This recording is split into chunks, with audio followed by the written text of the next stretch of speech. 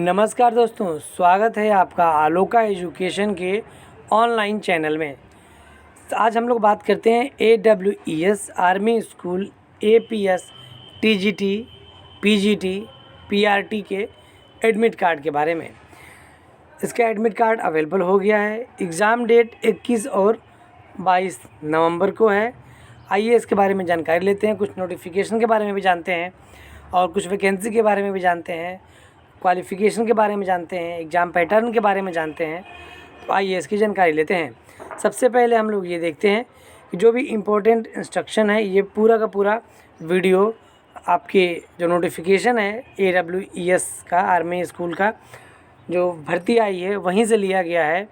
तो उसी का वैकेंसी है और उसी के नोटिफिकेशन से ये पूरा का पूरा ये आपको हम बता रहे हैं। इसमें देखिए, इसमें ये लिखा हुआ है जनरल में कि आर्मी पब्लिक स्कूल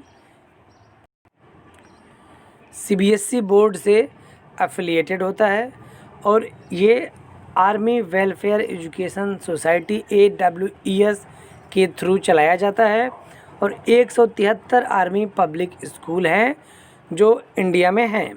नेक्स्ट हम लोग बात करते हैं कि इसमें देखिए बहुत ही लोगों को कन्फ्यूजन होती है। लोग कहते हैं कि 8000 टीचर की वैकेंसी है, जो कि बहुत ही गलत है। 8000 टीचर की वैकेंसी नहीं है। ये लिखा हुआ है कि 8000 टीचर हमारे यहाँ काम करते हैं, हमारे यहाँ नौकरी करते हैं 8000 टीचर, ये यहाँ पे लिखा हुआ है। लेकिन लोग इसी को समझ लिए हैं कि 8000 पोस्ट निकली हुई है, जो कि गलत इन्फॉर्मेशन है। कई यूट्यूब चैनल वाले भी इस तरह से निकाले हुए हैं कि 8000 वैकेंसी है। यहाँ तक कि न्यूज़पेपर में भी दे दिया है कि 8000 वैकेंसी है, जो कि एकदम गलत है। वैकेंसी 8000 नहीं है, वैकेंसी इसमें एग्जैक्टली बताया नहीं गया है।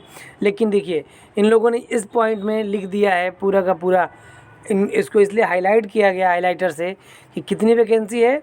तो इन्होंने बताया कि लास्ट 2 ईयर्स में हमने 2315 वैकेंसी और 2159 वैकेंसी पे हम लोगों ने भर्ती लिया था। मतलब लगभग 2000 से 2300 के बीच में वैकेंसी होगी, 2000 से 2500 के बीच में भी कह सकते हैं। तो इतनी ही वैकेंसी है। लेकिन यहाँ लोगों को लगता है कि 8000 वैकेंसी है, जो कि एकदम गलत है। 8000 वैकेंसी नहीं है, केवल 2000 से 2500 कह सकते हैं, 2000 से 2100 2200 2300 2400 कुछ भी कहिए। तो इतनी ही है, लगभग हम लोग ऐसे कहें कि 2000 के लगभग वैकेंसी है, इतनी ही सीट है इसमें। इन लोगों ने एग्जैक्टली नहीं बताया हुआ है। अब हम लोग बात करते हैं सिलेक्शन प्रोसीजर कि सिलेक्शन प्रोसीजर क्या होना चाहिए। तो इसमें देखिए पूरा का पूरा लिखा हुआ है कि सबसे जो पहला स्टेप है वो स्क्रीनिंग एग्ज़ाम होगा, मतलब ऑनलाइन स्क्रीनिंग एग्ज़ाम होगा और 21 और 22 नवंबर 2020 को होगा, जिसका कि एडमिट कार्ड आ भी चुका है। एडमिट कार्ड अपने लॉगिन आईडी और पासवर्ड से आप लॉगिन करके निकाल सकते हैं, प्रिंट कर सकते हैं और उसी को आपको अपने एग्ज़ाम के दिन लेके जाना होगा।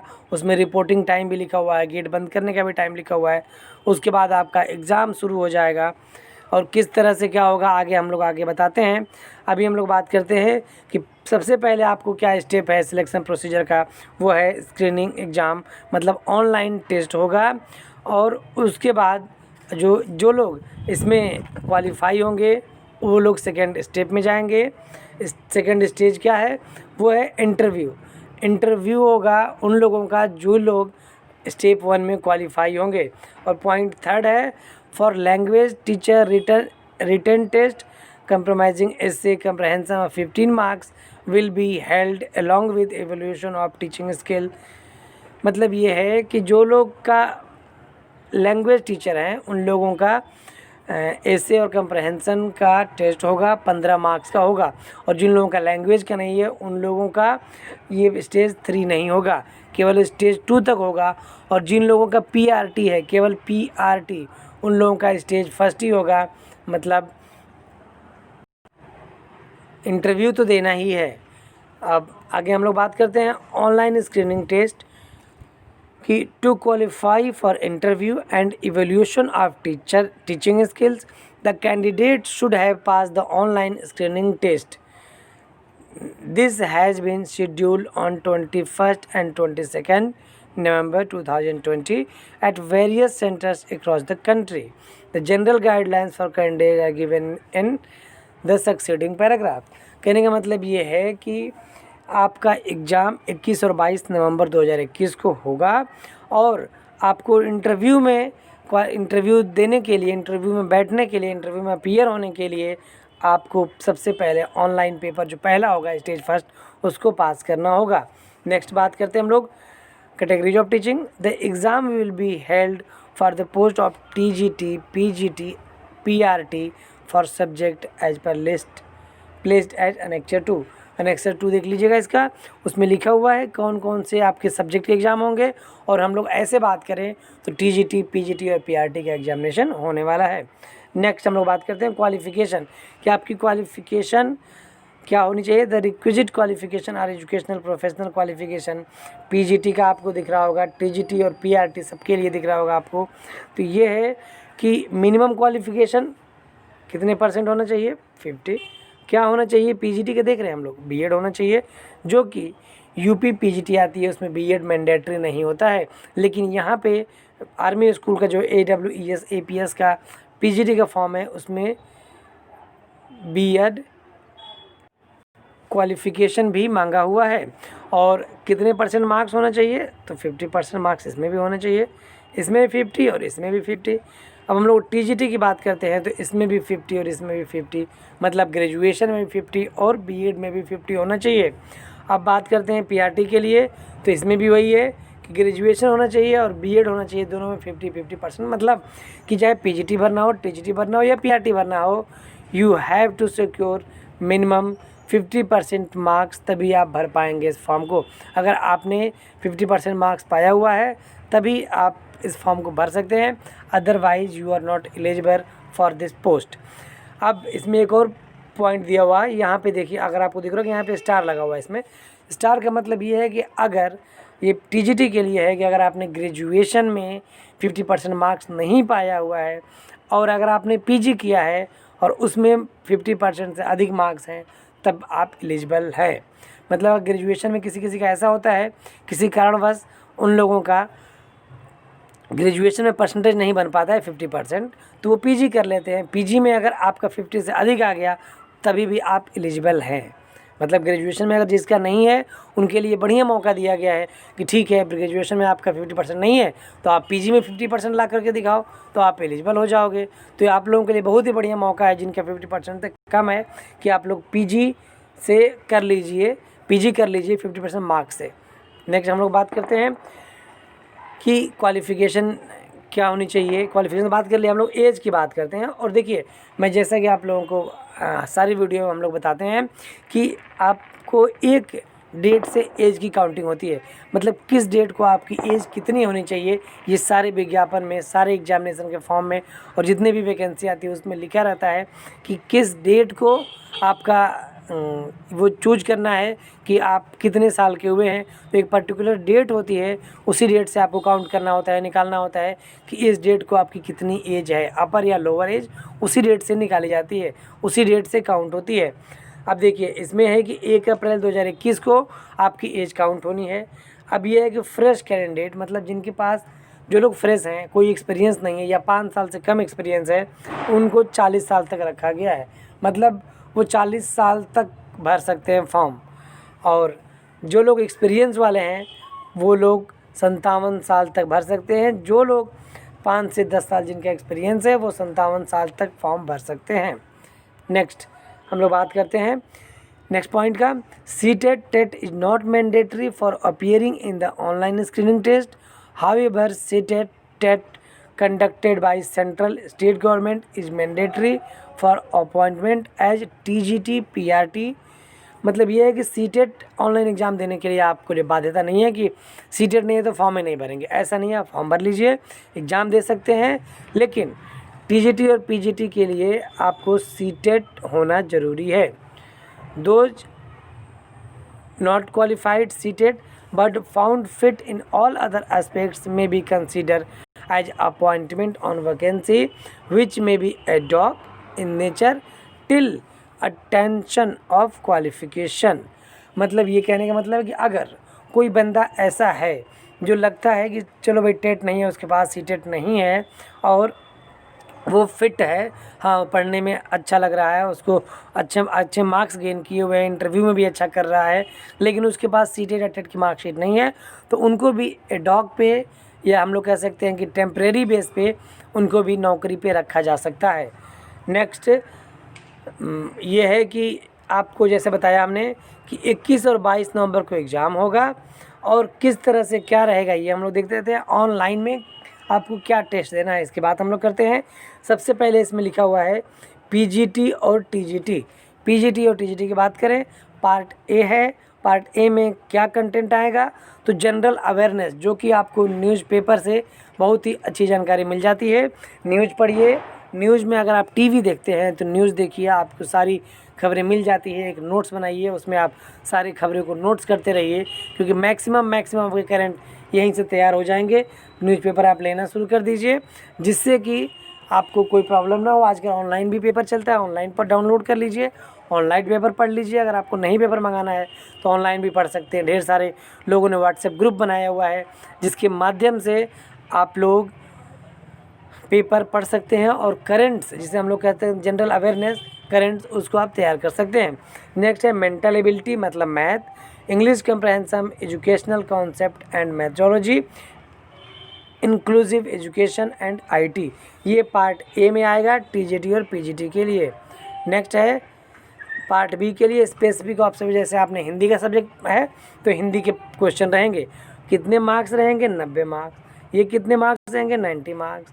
और टोटल ड्यूरेशन 180 का मतलब होता है कि 180 मिनट्स का मतलब 3 घंटे, 36-18 होता है। तो 180 का मतलब कि 60 मिनट का 1 घंटा होता है, तो 180 मिनट मतलब 3 घंटे का आपका पेपर होगा। और ये 90 मार्क्स से एक पार्ट होंगे।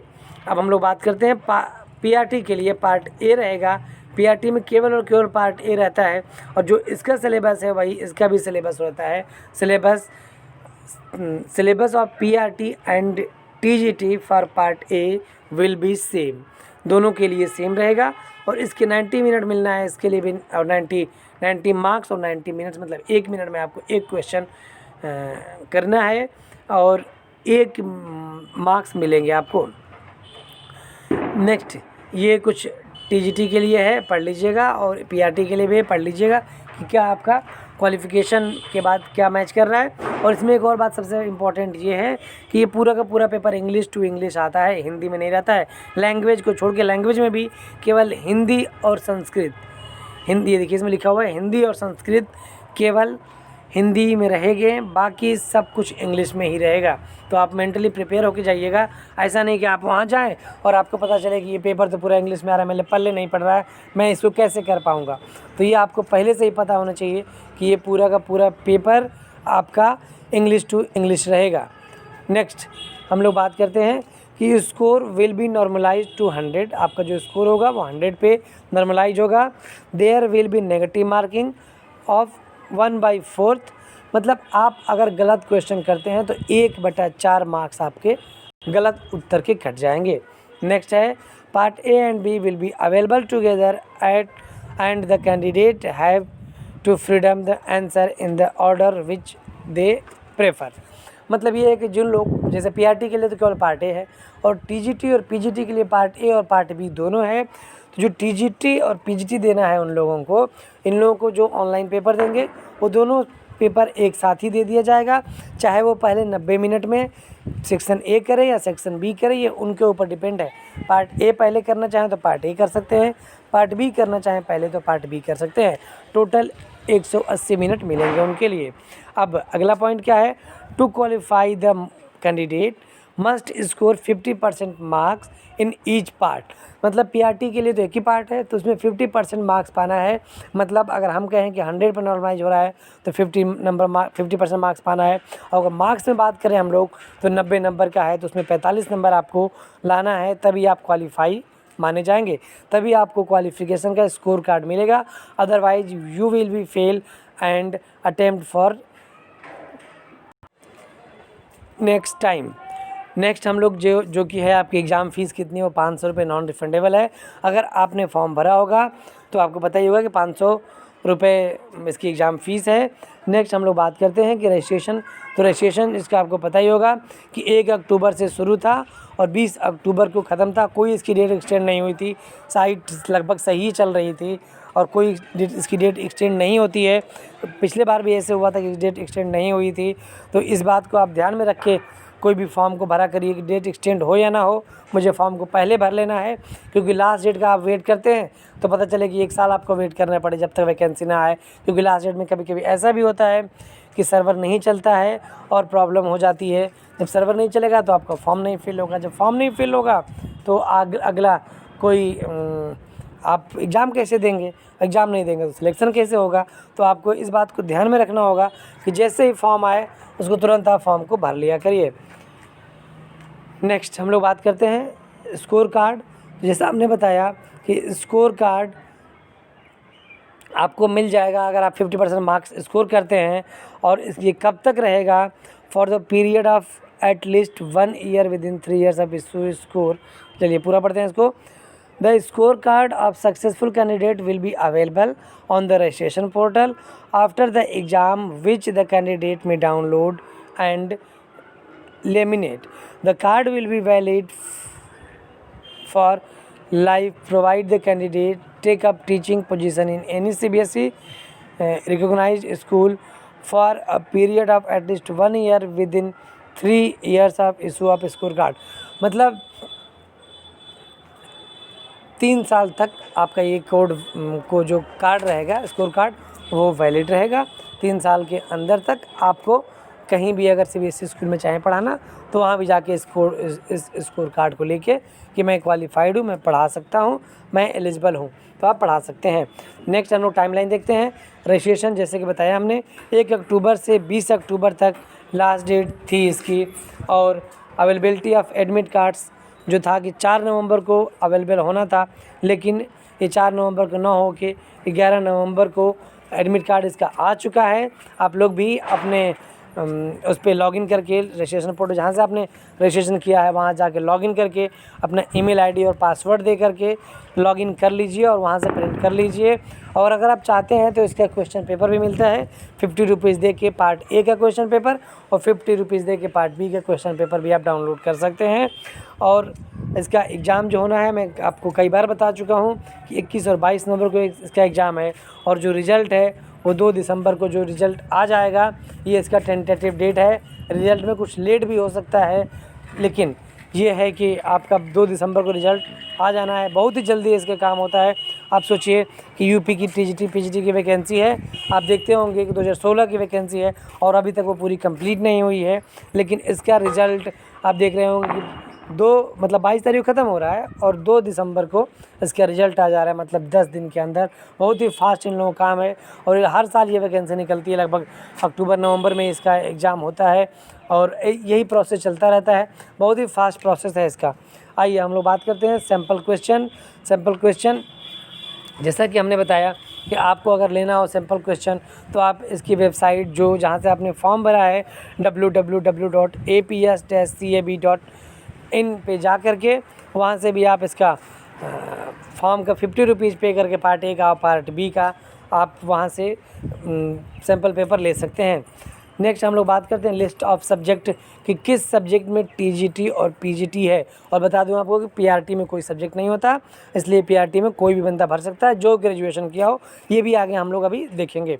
तो अभी ये देख लीजिए, ये पीजीटी का है और ये टीजीटी का है। ये सब्जेक्ट हैं जिसमें ट्रिक लगा हुआ है उसमें अवेलेबल है, तो इसको आप स्क्रीनशॉट ले करके देख लीजिए कि किस में कौन सा है। ये मैं इसको जो भी हमने किया था उसको लाइनिंग हटा दी है। अब आप आराम से स्क्रीनशॉट ले सकते हैं किसमें टीजीटी और पीजीटी कि किसमें वैकेंसी है, वो आप यहाँ से देख सकते हैं। नेक्स्ट हम लोग बात करते हैं मिनिमम क्वालिफ़िकेशन क्या होनी चाहिए। तो सबसे पहले है इंग्लिश के लिए मास्टर डिग्री इन इंग्लिश, और क्या होना चाहिए, बीएड होना चाहिए। हिंदी में master degree in Hindi, PGT की बात हो रही है, ये बीएड होना चाहिए। हिस्ट्री के लिए पीजी हिस्ट्री से होना चाहिए, बीएड होना चाहिए। ज्योग्राफी और इकोनॉमिक्स और पॉलिटिकल साइंस के लिए भी बीएड और पॉलिटिकल साइंस पीजी में होना चाहिए। और अगर पॉलिटिकल साइंस की बात करें तो एमए इन पब्लिक एड और आईआर में है तभी भी आप कर सकते हैं। ये अल्टरनेटिव है कि अगर ये नहीं तो ये भी किया होगा तो भी चल जाएगा। नेक्स्ट बात करते हैं मैथ के लिए, मास्टर डिग्री इन मैथ या फिर अगर MSc ईएड इन मैथ और RC/NCERT, अगर आपने स्टैटिक्स में भी PG कोई किया हुआ है तो उसका भी आपको वेटेज मिलेगा, वो बंदे भी भर सकते हैं। नेक्स्ट बात करते हैं हम लोग फिजिक्स के लिए, तो MSc Ed in physics for RTE, मतलब मास्टर डिग्री तो ये है। उसके बाद ये भी है B.Ed सब में कंपलसरी, हमने पहले बताया B.Ed कंपलसरी। केमिस्ट्री के लिए केमिस्ट्री होना चाहिए, बायो के लिए PG में बायो होना चाहिए, बायोटेक के लिए मास्टर डिग्री होना चाहिए, और कॉमर्स और साइकोलॉजी के लिए साइकोलॉजी और कॉमर्स जैसा है, मतलब जो आपको सब्जेक्ट आपने लिया है उसी के अनुसार होना चाहिए। ये जो है ये अल्टरनेटिव है कि क्या इसमें और हम लोग किससे कर सकते हैं। नेक्स्ट बात करते हैं कंप्यूटर साइंस के लिए, तो M.Tech होना चाहिए, या अगर आपने MCA किया हुआ है वो भी जो अल्टरनेटिव है उससे भी अगर ये भी क्वालिफिकेशन आपके पास है तो कर सकते हैं। होम साइंस और फिजिकल एजुकेशन के लिए वैसे ही PG में जो सब्जेक्ट से आप भर रहे हैं PG में वो सब्जेक्ट होना चाहिए, और B.Ed तो है ही है। नेक्स्ट है कंप्यूटर वाले में, देखिए कंप्यूटर वाले में आपका B.Ed कंपलसरी नहीं है, कंप्यूटर में आपका B.Ed नहीं भी है फिर भी चलेगा। नेक्स्ट है TGT के लिए, हम लोग देखें TGT के लिए क्या है, तो जो सब्जेक्ट आपने भरा है वो सब्जेक्ट आपके ग्रेजुएशन में होना चाहिए और प्लस B.Ed होना चाहिए। ये जो है ये अल्टरनेटिव है, ये अल्टरनेटिव है, या ये अगर इससे भी आपने कोर्स में आपने किया हुआ है तो ये भी चलेगा। नेक्स्ट है इसमें कंप्यूटर है तो BCA वाले कर सकते हैं। नेक्स्ट है फिजिकल एजुकेशन, फिजिकल एजुकेशन में क्या है BPEd 4 ईयर डिग्री कोर्स और 3 year graduation plus 1 year BPEd diploma और BSc physical education, health education, sport plus 1 year BPEd diploma. दी यहाँ पे क्वालिफिकेशन होना चाहिए, इसमें B.Ed की कोई रिक्वायरमेंट नहीं होती। कंप्यूटर वाले में और फिजिकल एजुकेशन में B.Ed से कोई मतलब नहीं होता। नेक्स्ट हम लोग PRT की बात करते हैं, जैसे हमने बताया PRT में ये प्राइमरी टीचर होते हैं, तो इनके लिए केवल आपका 2 साल का B.Ed और ग्रेजुएशन होना चाहिए, या B.Ed के समकक्ष कोई भी 2 ईयर का डिप्लोमा है या DLED है तो आप एलिजिबल हैं ये PRT के लिए। और बाकी सबके लिए तो एक्स्ट्रा मांगता है, इसके लिए कुछ नहीं, बस सिंपल ग्रेजुएशन होना चाहिए और 2 साल का डिप्लोमा, चाहे B.Ed हो चाहे DLED हो या BTC जिसे कहते थे पहले हम लोग, ये होना चाहिए, तो आपका ये PRT के लिए आप एलिजिबल हैं। तो ये पूरा का पूरा जो हमने आपको बताया है ये आर्मी स्कूल का जो APS AWS का 2020 का जो फॉर्म निकला है TGT PGT और PRT के लिए, उसके बारे में जानकारी थी। इसका एडमिट कार्ड भी अवेलेबल हो गया है, आप चाहें तो एडमिट कार्ड अपना निकाल लीजिए वेबसाइट पर जा कर के, और ध्यान से पढ़िए क्योंकि आज 11 तारीख है और 21 से पेपर है, मतलब कि 10 दिन आपके टाइम शेष हैं। 10 दिन में कोशिश करिए कि रोज़ 5-5 6-6 घंटे कम से कम इतने देर पढ़िए, जिससे कि आपका सिलेक्शन इसमें हो जाए, आपको स्कोर कार्ड मिल जाए, क्योंकि मेहनत करने से ही सफलता मिलती है। जितना आप मेहनत करेंगे सफलता उतनी ही जल्दी आती रहेगी, और अगर आप मेहनत नहीं करेंगे तो आप खुद ही परेशान रहेंगे। और सोचिए कि एक नौकरी मिल जाती है तो कितनी अच्छी बात होती है, और नहीं तो अगर नौकरी नहीं मिलती है धीरे धीरे ऐसे करते करते आपकी एज भी ओवर हो जाएगी, या मन भी नहीं लगेगा कि यार नौकरी तो नहीं मिल रही है, चलो कुछ प्राइवेट करें, चलो कुछ ऐसे ही करें। तो ये बहुत ही गलत है। क्यों गलत है कि भाई अगर आपको नौकरी मिल जाती है, आजकल देखते हो कि सरकारी नौकरी कितनी डिमांड है, लोग सरकारी नौकरी वाले को भाव देते हैं, भले ही वो 40,000 कमा रहा हो और प्राइवेट वाला 1 लाख कमा रहा हो, फिर भी लोग कहते हैं सरकारी नौकरी करता है, सरकारी बंदा है, सरकारी नौकरी करता है। नहीं, प्राइवेट कहते हैं प्राइवेट नौकरी करते हैं। ऐसे ही दिल्ली बम्बई जाके कमा रहे हैं, भले ही वो 1 लाख क्यों ना कमाता हो। और अगर गवर्नमेंट वाला 40,000 30,000 कमाता है, क्लर्क है मान लीजिए वो बैंक में, फिर भी उसकी वैल्यू होती है। तो बैंक में क्लर्क है, बैंक ऑफ बड़ौदा में है, SBI में है, वो तो सरकारी क्लर्क हो गया है बैंक का, तो ये बहुत ही वैल्यू होती है इसकी। तो इसलिए मैं आपसे ये कहते हैं कि आप लोग अपना पढ़ाई लिखाई पे अधिक ध्यान दीजिए, क्योंकि जो भी ये बंदा फॉर्म भरेगा TGT PGT PRT का, वो छोटा बंदा नहीं होगा, वो इतना मैच्योर हो चुके होंगे कि अपने लाइफ के बारे में सोच सकते हैं, अपने भविष्य के बारे में सोच सकते हैं। तो इसलिए आप लोग अपना पढ़ाई शुरू कर दीजिए। केवल 10 दिन मात्र आपके पास टाइम बचा हुआ है, तो इस टाइम का सदुपयोग करिए, ना कि दुरुपयोग करिए, और अच्छे स्कोर लाइए। अगर आपके अच्छे स्कोर आ जाते हैं तो आपका इंटरव्यू में कुछ वरीयता मिलती है। वरीयता का मतलब ये है कि उसका जो रहेगा वहाँ पे एग्ज़ामिनर, उसको ऐसा लगता है, या जो भी जब आपका एग्ज़ाम होने के बाद जब स्क्रीनिंग होती है कि आपका फाइनली किया जाता है, तब वहाँ पे रहता है कि हाँ भाई ये बंदा तो ठीक है। जैसे हमने आपको बताया कि अगर आपके पास सीटेट और टेट की मार्कशीट नहीं भी है, फिर भी अगर आपने अच्छा स्कोर किया है, अच्छा इंटरव्यू दिया है, आपका अच्छे से सब कुछ है, आपने अच्छा नंबर पाया है, तो आपको रख लिया जाता है। और पता चले कि आप बॉर्डर लाइन पे हैं, बिना क्वालिफाई के तो इंटरव्यू होगा नहीं।